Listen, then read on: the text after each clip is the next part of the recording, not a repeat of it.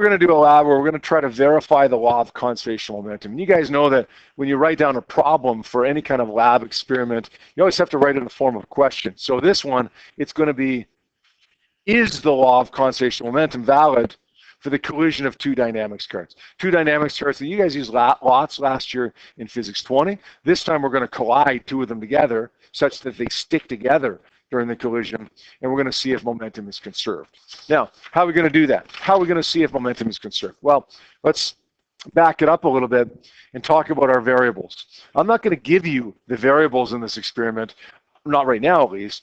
As we go through the explanation of this experiment, it should become fairly obvious to you what the variables are. I just want to refresh your memory right now, since this is the first lab that you're doing this year, what a manipulated variable is, what a responding variable is, and what a control variable is.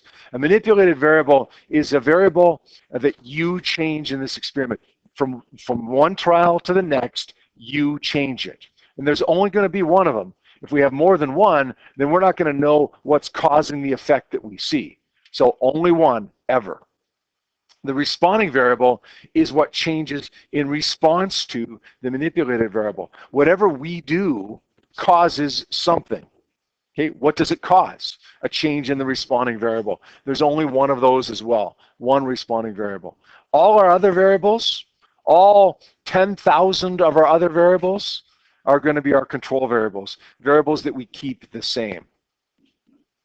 There's not literally an infinite number of them, but there's lots and lots and lots. You could literally, if you thought hard enough, think of thousands of control variables. I don't want thousands of control variables listed in this lab, okay? I want the important ones. There's usually going to be one or two really important control variables that you have to keep the same. Okay? If you mention something like the temperature of the room, well, technically that would be a control variable, right? But that's not one of the really important ones. Okay? You want to identify what's critical in this particular experiment to not change, and you want to nail those ones. Okay? If you do the one or two that are really important, then you'll get your marks for your control variables. All right. So what is this experiment going to look like? You're going to use an apparatus that you used last year in Physics 20. It's called an AirLink apparatus. The purpose of an AirLink apparatus is to transmit data wirelessly to your phones. You're going to use, in addition to this AirLink apparatus, which is connected to a motion sensor, which of course is going to sense the motion of the dynamics cards. You're going to use a triple beam balance scale. The triple beam balance scale is going to be used to measure the mass of both of your carts. You're going to also use, of course, a phone, okay, because you have to transmit the data to somewhere. The phone is usually used to record the data and then email the data or transfer it to your Google Drive. This time you don't have to do that. This time you're actually able just to read the data right off your phone, write it down on a piece of paper, and then you're done. So you don't actually have to transfer it from your phone to anything else this time around. You're also going to need two dynamics cards. Dynamics cart number 1 and dynamics cart number 2. Dynamics cart number 2 will be at rest initially for all of your trials. Okay? It should be sitting there at rest for trial 1 through trial 10. Now, dynamics cart number 1 will be pushed towards dynamics cart number 2 each time, listen carefully, with a different velocity. So you're going to push dynamics cart number 1 towards number 2 in each trial with a different velocity. And then you're going to see how fast the combined masses are moving after the collision. So trial number 1, push cart number 1 towards number 2 with a certain velocity. See how fast the combined mass goes afterwards. Then, in trial number 2, change the velocity of cart number 1 and see how the velocity of the combined masses change. Question, Logan?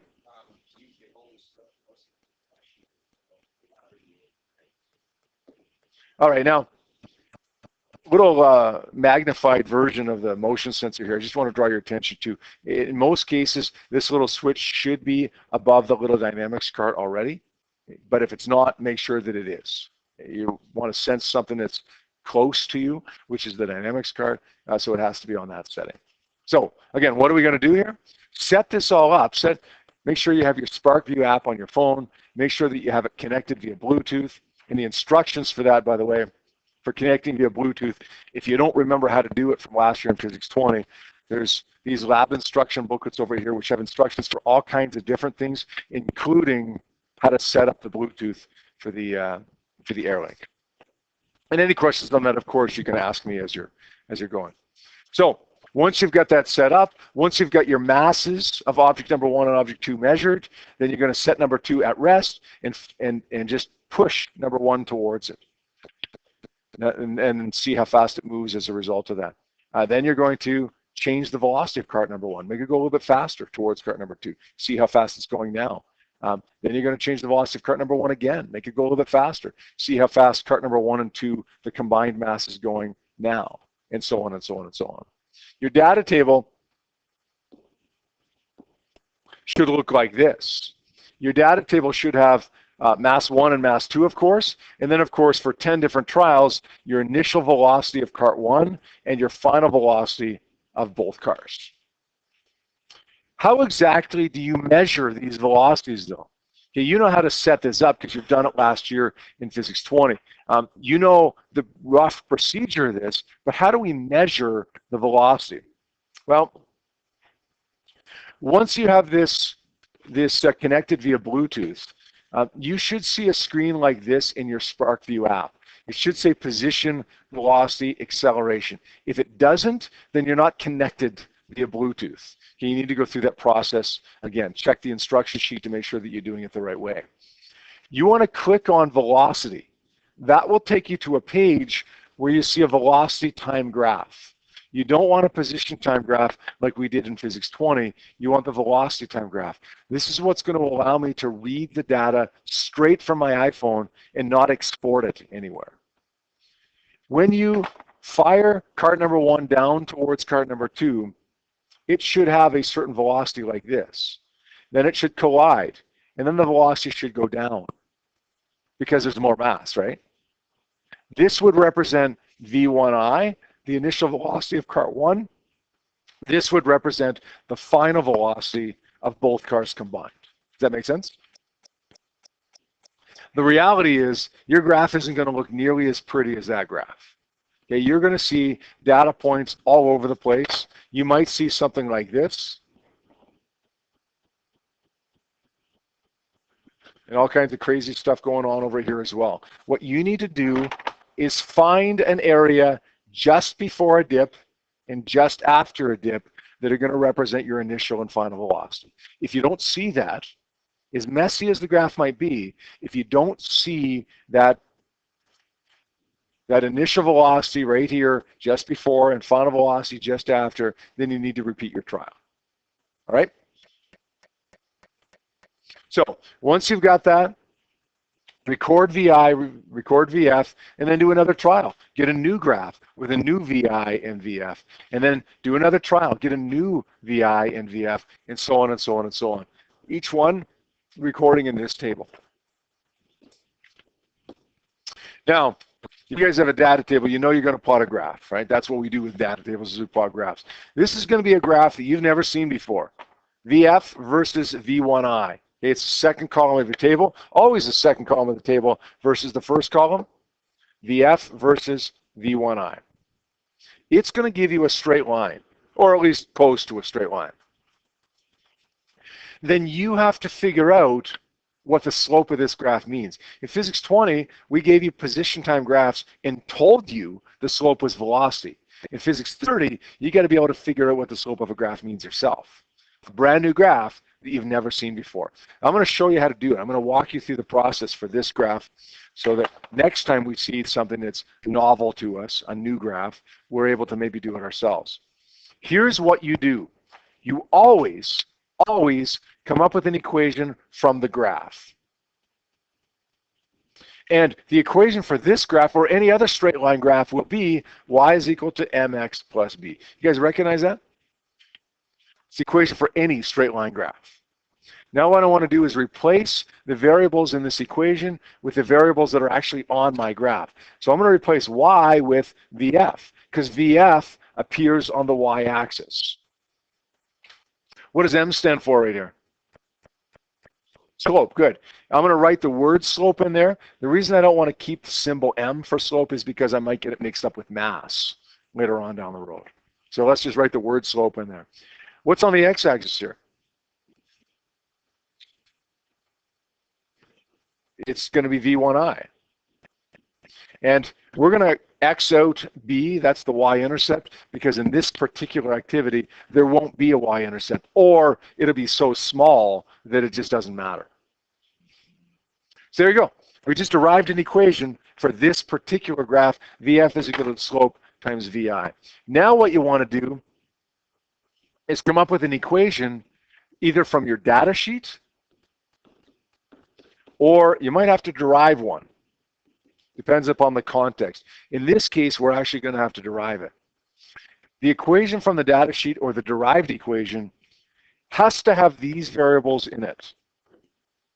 So, in the context of a collision, how do we get VI and VF in the same equation? Yep.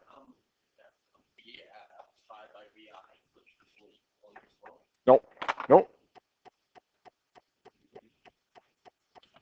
No, good idea. From this context of a collision, to get VI and VF, we're going to set PI equal to PF, and then say M1 V1I plus 0, because remember the second card's not moving, right? Equals MVF, the combined mass times VF. There you go. There's an equation with VI and VF in it, in the context of a collision. Now let's rearrange that one that we just derived to solve for VF. Because VF is equal to, it would be M1 over mass total times V1I. The reason I rearranged it to solve for VF is because this one over here is arranged to solve for VF. We want to make it take the same form. Now comes the really important part of this. Not, I would suggest, the hardest part, but the most important part of it. I want to cross off variables that appear in both equations. VF appears in both, so cross it off. V1I appears in both, so cross it off. What am I left with over here? Slope. What am I left with over here? M1 over M2. We're going to say the slope of this graph represents mass 1 over the total mass. So on a position versus time graph, the slope represents velocity. On this graph, the slope represents M1 over mass total. All right, here's how we're going to determine whether the law of conservation of momentum is valid. Remember, that was the whole problem, right? Is it valid? You're going to get your slope from your graph, from Google Sheets. It's going to tell you what your slope is, right? You're going to calculate M1 over M2. You measured your masses. So you're going to take the mass of mass 1 and divide it by the total mass. You should theoretically get the same number. If you do, then it's safe to say that the law of conservation of momentum is valid. Why? Look at what we did up here. We assumed the law of conservation of momentum is valid. Does it make sense? We assumed it was valid. If the slope does in fact numerically equal M1 over mass total, then our assumption must be correct. Does that make sense? If those two numbers don't equal each other, we know they should. If those two numbers don't equal each other, then the assumption that we made to get this equation must have been incorrect. Now, realistically, it's not going to be the exact same number, is it? It never works out that way. So what you're going to do is calculate a percent difference.